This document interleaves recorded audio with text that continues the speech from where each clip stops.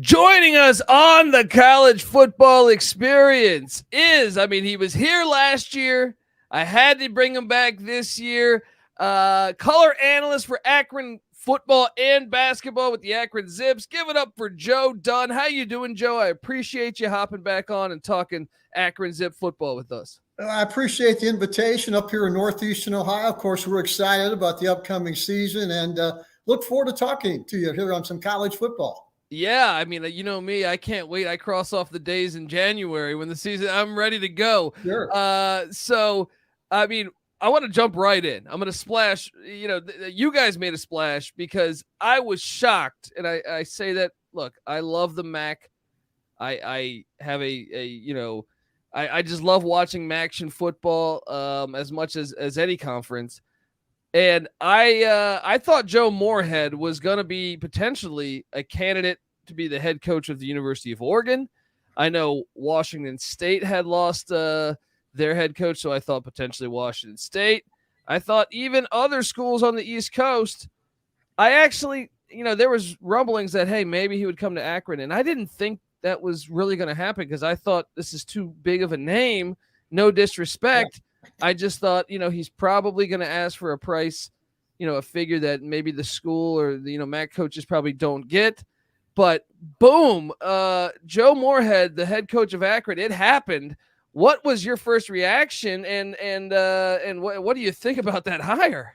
Yeah, I was surprised like anyone was, but after I analyzed it and had a chance to listen to Coach Moorhead tell us why he came back, and he was here once. I don't know if you knew that or not. He was part of J.D. Brookhart's staff in 2005 that won the Mid-American Conference Championship and then got beat by Memphis in the Motor City Bowl. So he's a guy that was familiar with the University of Akron. He's got family in Pittsburgh. His son was playing college football over in Western PA. So after I analyzed everything, I wasn't too surprised. He wanted to be here. That's maybe a surprise to a lot of people, but he had success here. He loves this area of the country. So when he analyzed everything, not too big a surprise for me.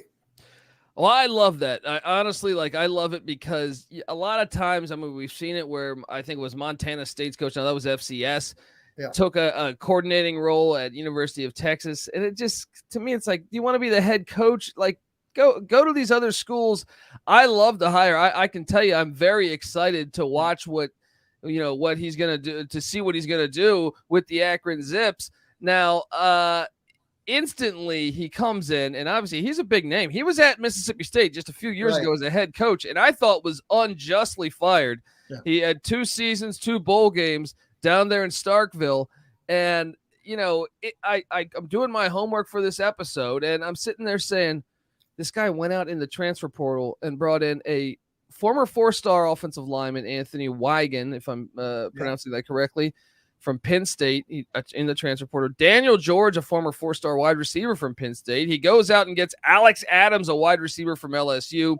Clyde Price, a running back from Kansas State, who I actually remember playing at K-State. I think he's pretty good. Yeah. A wide receiver, Jaquise Lewis, I could be butchering that pronunciation. My apologies if so. From Pittsburgh transfers in. An Alabama transfer at Caden Clark at tight end, a Kentucky transfer. You can go on and on and on. He has attacked the transfer portal, and call me crazy, but I kind of think they're one of the more talented teams now within the MAC when I see all these transfers coming in from big schools. Yeah, I would have to agree with you. I'm excited, like all the Akron fans are in Northeastern Ohio, about what he's going to do.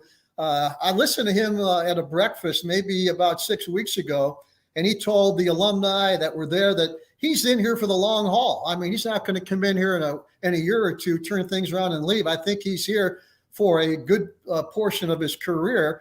I don't think he's going to end his career at Akron, but I think if he comes in 5, 6, 7 years, turns this around, wins a couple of bowl games, a conference title, then I think Akron fans will be ecstatic from what he has done. You mentioned all the transfers. You mentioned a kid, Caden Clark, that transferred in from Alabama, tight end. He's a local kid. He played here at Akron Hoban, which is one of the best high school programs in the state. So he's just one. You mentioned a lot of transfers. The latest one has me excited is Jeff Undercuffler, a transfer quarterback from Albany. I know Albany's maybe a lower division, but he had all sorts of success there. He's a big kid, about 6'5", 230. He'll come in and challenge for that starting quarterback job right away. Well, it's funny you mentioned that because, the COVID was crazy and we got the chance to cover the FCS COVID season that happened in the spring a couple years ago. And I remember Jeff Undercuffler. I think he's a very talented quarterback that could have an impact. And that's another thing with Tom Arth. You can say what you want about Tom Arth. Things didn't work out, but he was playing a lot of the youth. I feel like so 9 returning starters on offense. Now, I don't know that they'll be starters this year with all these transfers coming in. Will it be 9? I don't know. But what do you make of the whole roster overall? A lot of young guys got a lot of playing time over the past year or two. Yeah, when he asked me to come on the program, I was excited, of course. And I thought, and I said, I'm not sure how well I'm going to be able to analyze this team because it's been a complete turnover on the roster. He's brought in a lot of guys since spring ball. So it's hard to see who the starters are going to be when you open up the season in late August. So a lot of talent. I think there's some guys from last year's team that'll play a little bit. As you mentioned, there's going to be tremendous competition. They're going to have to sort everything out because once you get by that opening game, they've got to go to Michigan State. They've got to go to Tennessee. They've got to go to Liberty in the next 3 games. So they got to figure things out quickly. Yeah, a 3-game road trip. I mean, I don't know if it gets any harder. 3 teams that were all pretty darn good teams last year. I can sit here and quote the stats and say, well, DJ Irons, could be back, but you mentioned Jeff Undercuffler. It seems like there could be a battle in camp there. I look at what's projected. It says 4 or 5 starters on the offensive line. I can tell you this, let's just say all 4 of the returning starters on the O-line don't start. It's still a good problem to have is experienced offensive line players that have played in games. I know John Zell Norrells is back, the running back that had some success a season ago. Also Anthony Williams Jr., who's kind of a hybrid running back, wide receiver, a transfer from Michigan State. I just think they're in a good spot. I think they're in. I think not only is Joe Moorhead from an X's and O's standpoint a cutting edge coach that I think is better than most realize. I think the fact they're bringing in this youth, they're a young team that's got experience, and then hitting the transfer portal and taking advantage of that. I actually think, call me crazy, as I'm going through these MAC rosters, I say they're as talented as any. I would agree with that. I took a look at that last week as far as the Mid-American Conference. I think there's potential for a lot of good teams. I don't think there's a super team in the Mid-American Conference, which tells me that if things go the right way, they catch a few breaks, they could be in the thick of this going in the last portion of the season. Yeah, and you mentioned Joe Moorhead at a conference, it seemed like, that said he was here. He wants to stay here. He's got experience. He's got familiarity with the program, which I think is very encouraging. And look, we've seen it. Boise State was nothing. Right. They were coming from the FCS back in like 1997, and look what they've become. And they went through the WAC before they were in the Mountain West. Right. We've seen it. Liberty was an FCS team not that long ago, and the right hire can make all the difference in building the right culture with your football program. Cincinnati, Luke Fickell, in your own state of Ohio. I am very excited about this hire. Now, on the defensive side of the ball, that was a problem last year. I think that was I mean, that you could sit there and circle 55th in the nation in pass defense, but the thing was not many teams were passing against them because the run defense was so bad. Right. He's got his work cut out for him there. He's got his top linebacker back in Boateng, a Michigan State transfer as well. I know the brand new defensive coordinator at Tim Tibesar, I believe, or Tibesar. He's got his work cut out for him, but with the youth, what do you expect out of that defense? If just any type of improvement, I think any type of improvement should have them in the mix because they were actually in some games last year. They were in some games late in the season. They won a few games, maybe surprised a few folks. You're absolutely on the money. The defense and the offensive line, to me, are the 2 keys to the season. If those 2 groups can play well, then they're going to be in the thick of things in the Mid-American Conference. The one linebacker is Bubba Arcelani, and a guy that was hurt last year. He's back right now. he is kind of the heart and soul of that defense. Not real big. He's an undersized guy, about 5'10", 210, but just a blue-collar linebacker. He's in on every tackle. The one area they have really recruited hard and brought in a lot of new guys, they brought in 5 transfer defensive backs, which tells you where they think the weakness of the group is. There's still some depth there, but I think the secondary is going to be a challenge. I think the defensive line, they brought in some new guys also, but you're right. The defense is going to be a challenge. They're going to have to get that group solid, get some depth build up, because that'll be one of the keys for sure. Yeah, and from what I'm seeing here, I mean, bringing in it's not like you're bringing in transfers. I mean, okay, Undercuffler is from the FCS, but he was pretty darn good in the FCS. But a lot of these other transfers, it's not like you're grabbing them from UMass. No disrespect to UMass, who was struggling, but these are from really reputable school. I mean, Mississippi State, Cameron Threat at the cornerback spot, safety Kerry Martin, West Virginia. Some of these other Syracuse, Wyoming, who actually keeps a decent football program with Craig Bull. Yeah. I'm really excited about the possibilities of this season. Now I was looking and I saw Las Vegas did set some odds on the season, and they said 2.5 wins is the win total. And I sit there and call me crazy. And I know you're an Akron guy, but I just look at what they brought in transfer portal wise. I think they have arguably the best coach in the MAC. I do think there's some very good coaches. I think McElwain's solid at Central Michigan.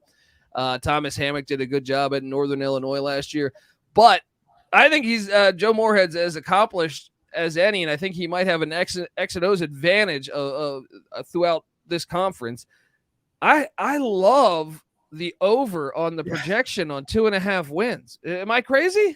No, I'm not a gambling guy, but that may force me to be a gambler because I'm right on the same page with you. I would take the over on that. It's a tough schedule, but I took a look at the schedule again. Western Michigan, Toledo, Ball State, 3 of the better teams in the Mid-American Conference. They don't play them this year. They're not on the Akron schedule. The Central Michigan, Eastern Michigan, and Miami, 3 of the better teams, are all home games. So to me, the schedule sets up pretty well. I'm not sure if the coaches agree with that, but just taking a look at that, I like the way the schedule set up, and I would venture to say they're going to win more than 2 or 3 games for sure. I mean, I think they're maybe it's just it's early June. I think they're contenders in the MAC, and I actually think they can make a bowl game. I do too. Yeah, I think with what I see talent-wise, they have an advantage on a lot of other schools in the MAC. I don't know what else to say besides just I couldn't believe. I thought that was a home run hire. If I had to grade the coaching offseason hires, I think it's one of the best in the nation. I agree 100%. I knew Coach Moorhead a little bit when he was here before. Have not talked to him a lot, to be honest with you, since he's been here. Just waiting for him to kind of get used to being the head coach here at Akron. I'll go in and talk to him. I will probably host his TV show again, as I've done the last few years. So I'm looking forward to it. He's a heck of a guy.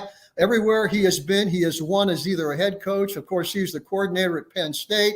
He was a coordinator out at Oregon that put that game plan together to beat Ohio State last year. So you can't ask for a better head coach at our level than Joe Moorhead. 100%. I think this is a home run hire. I think Akron football fans should be completely thrilled about their future.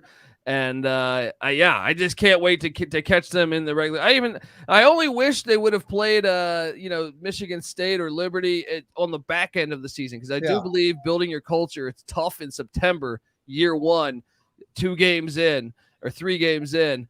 But either way, I think for the coming years, it's going to be really fun to watch Akron Zip football. So folks, subscribe. All right. You gotta check it out. I mean, Tuesday, Wednesday night action. I feel like late October when that thing kicks in.